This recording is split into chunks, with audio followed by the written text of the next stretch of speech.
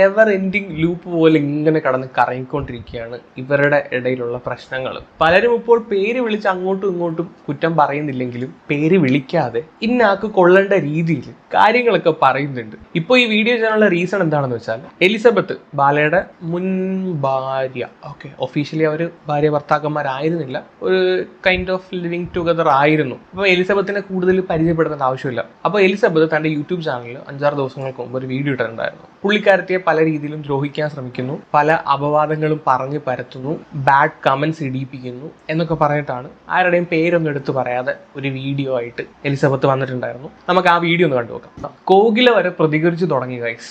അതിന്റെ റീസൺ, നിങ്ങൾ ആ ഒരു റീല്, ആ ഒരു ചാനലിനകത്ത് അന്ന് വന്ന റീല് നിങ്ങൾ കണ്ടിട്ടുണ്ടെങ്കിൽ നിങ്ങൾക്ക് മനസ്സിലാവും മേ ബി അതാകാനാണ് ചാൻസ്. അതായത് ഇവരുടെ ലൈഫ്, ഇവരിപ്പം ഹോണസ്റ്റ് ആയിട്ട് സംസാരിക്കുകയാണെങ്കിൽ ബാലയുടെ ഭാഗത്ത് നിന്ന് ഇപ്പം വലിയൊരു പ്രശ്നങ്ങളൊന്നും റീസെന്റ് ആയിട്ട് ഉണ്ടായില്ല. ബാല ഒരു പീസ്ഫുൾ ആയിട്ടൊരു ലൈഫ് നയിച്ച് മുന്നോട്ട് പോകുന്ന പോലെയാണ് എനിക്ക് തോന്നിയത്.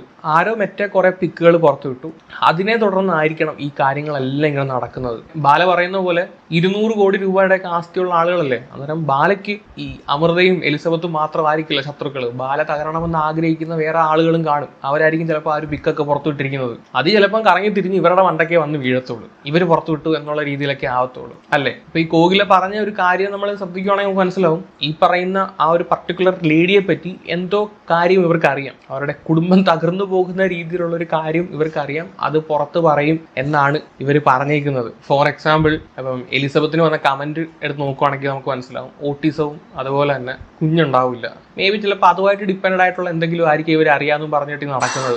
അത് വെച്ചിട്ട് ഭീഷണിപ്പെടുത്താനുള്ള പരിപാടിയായിരിക്കാം. അല്ലെങ്കിൽ പിന്നെ ഒരു ബന്ധവും ഇല്ലാത്ത കമന്റ് വന്നിടേണ്ട ആവശ്യമുണ്ടോ? നമ്മൾ നോർമലി ഒരാളെ തകർക്കാൻ വേണ്ടി പറയുന്ന കമന്റ് അല്ല, കുഞ്ഞുങ്ങളുണ്ടാവില്ല ഇതൊക്കെ പറഞ്ഞാൽ നോർമലി ഇപ്പം ഒരാളടുത്ത് ഒരു പേഴ്സണൽ ഗ്രഡ്ജ് തോന്നുവാണെങ്കിൽ പച്ചയ്ക്ക് തെറി വിളിക്കാം, അല്ലെങ്കിൽ ബോഡി ഷേമിങ് ചെയ്യാം, അല്ലെങ്കിൽ വേറെ വീട്ടിലിരിക്കുന്നവർക്ക് തള്ളക്കെ തന്തക്കും വിളിക്കാം. പക്ഷെ നിനക്ക് ഓട്ടിസം ആടി, നിനക്ക് കുഞ്ഞുങ്ങളുണ്ടാവത്തില്ലടി എന്നുള്ള രീതിയിലൊക്കെ ഒരു നോർമൽ മനുഷ്യൻ പറയില്ല അല്ലേ. അന്നേരം ഇവർ ഈ പറയുന്ന സാധനം വെച്ച് നോക്കുമ്പോൾ അവിടെ പോയി കമന്റ് ചെയ്യിപ്പിച്ചിരിക്കുന്നത് ഈ ടീമൊക്കെ തന്നെ ആണെന്നാണ് തോന്നുന്നത് അല്ലേ.